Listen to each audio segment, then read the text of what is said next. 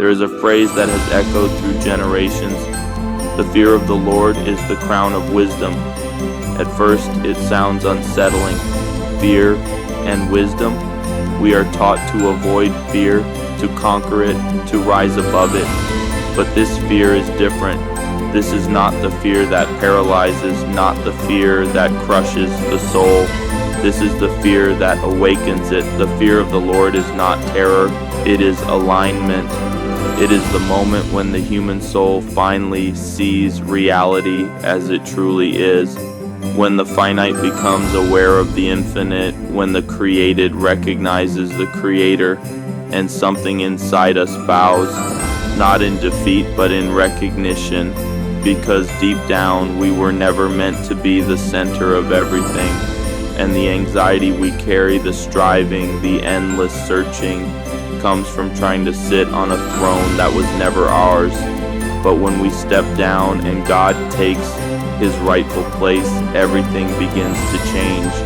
This is where wisdom begins. Wisdom is not just knowledge, it is not information, it is not intelligence, it is vision, the ability to see what is eternal through what is temporary, to understand not just what is happening, but what it means. And when the fear of the Lord enters a person's life, wisdom is crowned. It takes its rightful place, no longer a servant to emotion, no longer silenced by pride, but elevated and given authority over the soul. And from this crowned wisdom, peace begins to flow. Not the kind of peace that depends on circumstances, not the fragile peace that disappears when life gets hard, but a deeper peace, a rooted stillness, a quiet strength within. Because when your life is aligned with God, you are no longer divided within yourself. Your thoughts, your desires, your direction begin to harmonize. And where there is harmony, there is peace. And where there is peace, health begins to flourish. Not just physical health, but something deeper, wholeness. Because true health is not just the absence of sickness. It is the presence of order, the spirit aligned with God, the mind submitted to truth, the body following in peace. And when this divine order is restored, life begins to flow again. Even in weakness, even in struggle, there is a sense of stability, a sense that something inside you is right, and then wisdom begins to pour itself out like a river. She runs down knowledge. She does not destroy knowledge. She fulfills it. Because knowledge alone can fill the mind but leave the soul empty. It can make us informed but not transformed. But wisdom breathes life into knowledge. She gives it meaning. She connects it to truth. And from this comes understanding. And from understanding comes discernment. The ability to see clearly, to look beyond appearances, beyond surface level thinking, and perceive what is real. Discernment is what protects the soul. It guards the heart from deception. It keeps a person steady when everything around them is shifting. And in a world full of noise, full of opinions, full of confusion, this kind of clarity is rare. But those who walk in the fear of the Lord begin to see differently. They are not easily shaken. They are not easily misled, because they are rooted in something eternal. And then something remarkable happens. Wisdom begins to exalt those who hold her fast, not with loud recognition, not with temporary success, but with a deeper kind of glory, a quiet authority, a presence that carries weight, a life that reflects something beyond itself. You can feel it when they walk into a room. Not pride, not ego, but substance, because their life is aligned with truth, and truth has gravity. This is the glory wisdom gives, not the glory of the world, but the glory of alignment with God. To hold fast to wisdom is to hold fast to life itself. It is to step out of chaos and into order, out of confusion and into clarity, out of striving and into peace. The fear of the Lord is not the end of freedom. It is the beginning of it. It is the crown that restores the soul, aligns the heart, and awakens the human being to what they were always meant to be: whole, at peace, and truly alive.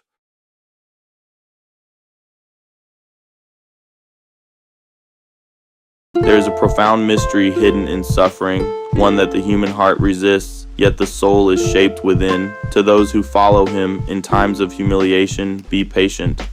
Patience here is not passive resignation. It is an active, conscious endurance, a quiet strength that refuses to collapse under the weight of being misunderstood, overlooked, or broken down. Humiliation strips away illusion. It exposes what we truly rely on. It confronts the ego, dissolving pride and forcing us into a deeper honesty about who we are before God. For gold is tested in fire. Gold does not fear the fire because the fire does not destroy it, it reveals it. The flames do not create the gold, they uncover its purity. In the same way, trials are not meant to annihilate the soul but to refine it. Every difficulty burns away what is false: pride, self-reliance, shallow faith. What remains is something weightier, something eternal, and those found acceptable in the furnace of humiliation. This is the paradox. Humiliation, which appears to diminish us, becomes the very place where we are made worthy, not by human standards, but by divine refinement. The furnace is not a place of rejection, it is a place of transformation. To be found acceptable is to emerge with a faith that is no longer theoretical, but proven, lived, endured, and embodied. Trust in him, and he will help you. Trust is the bridge between suffering and meaning. Without trust, suffering becomes chaos.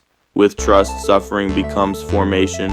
Trust says, even when I do not understand, I believe there is purpose. Even when I feel abandoned, I am being held. Even when the path is unclear, I am being led. Make your ways straight and hope in him. Hope is not naive optimism, it is a disciplined vision of the future rooted in the character of God. To make your way straight is to align your life with truth even when it costs you comfort. It is to walk forward with integrity, trusting that every step, even through fire, is guiding you towards something greater. Endure the fire, accept the furnace, trust through the humiliation, walk straight even when the road is steep. Because what emerges on the other side is not the same person who entered. It is someone refined, purified, and unshakably anchored in God. There is a quiet law written into the fabric of reality, one that stands in complete opposition to the instincts of the human ego. The greater you are, the more you must humble yourself, and you will find favor in the sight of the Lord. At first, this sounds like a contradiction. Greatness seeks height, recognition, expansion. Humility seeks descent, hiddenness, surrender. Yet in the divine order, these are not opposites, they are inseparable, because what we call greatness is dangerous without transformation. The moment a person rises, whether in influence, knowledge, power, or spiritual depth, the illusion of self-sufficiency begins to whisper. It tells us that we are the source, that we have become something in ourselves. Humility dismantles that illusion. It is not thinking less of yourself, but seeing yourself truthfully. It is the awareness that everything you carry, every gift, every insight, every open door is given, not owned, not generated from nothing, given. And the higher a person is lifted, the more essential this awareness becomes, because elevation magnifies everything. It magnifies influence, but it also magnifies pride. It magnifies impact, but it also magnifies corruption if the heart is not grounded. So humility becomes the anchor of greatness. It keeps a person aligned with truth. It protects the soul from distortion. It transforms power into stewardship rather than domination. This is why favor is connected to humility. Favor is not merely blessing or success. It is alignment with God's presence and purpose. It is the unseen hand that sustains, guides, and establishes a life. And favor rests naturally upon the humble because humility creates space for God. Pride fills the space with self. Humility empties the self so that something greater can dwell within. So the path is not to reject greatness, but to carry it rightly. To descend even as you are lifted. To become smaller in your own eyes even as your influence grows. To remain grounded in the awareness that you are a vessel, not the source. because in the end the paradox holds true. The higher you are called to rise, the lower you must be willing to bow. And in that posture, not only is your soul preserved, but you will find favor in the sight of the Lord. There is something mysterious about the way wisdom enters a human life. It does not arrive gently at first. It does not flatter the ego or comfort the illusions we build around ourselves. Instead, wisdom begins as a disruption. It walks with us through treacherous paths, through uncertainty, through loss, through internal tension. It allows fear and even dread not to destroy us, but to expose what is unstable within us. Because before wisdom can build, it must first reveal what cannot stand. This torment is not cruelty, it is discipline. It is the soul being stretched beyond its former limits. Wisdom tests us, not because it doubts us, but because it is forming us into something capable of holding truth without breaking under it. There comes a moment, however, when the testing shifts, when endurance has been proven, when the heart has been softened, when the pride has been humbled. Wisdom returns differently, no longer as a storm, but as a guide. It begins to lead with clarity. It reveals its secrets, insight, understanding, discernment. What once felt like confusion now becomes vision. What once felt like pressure now becomes purpose. And then we see something deeper. Wisdom is not only lived, it is spoken. Wisdom is known through speech. What has been forged inside must eventually flow outward through words. Education, truth, testimony, these become the vessels through which wisdom continues its work in others. This is why confession matters. To confess is not weakness, it is alignment with truth.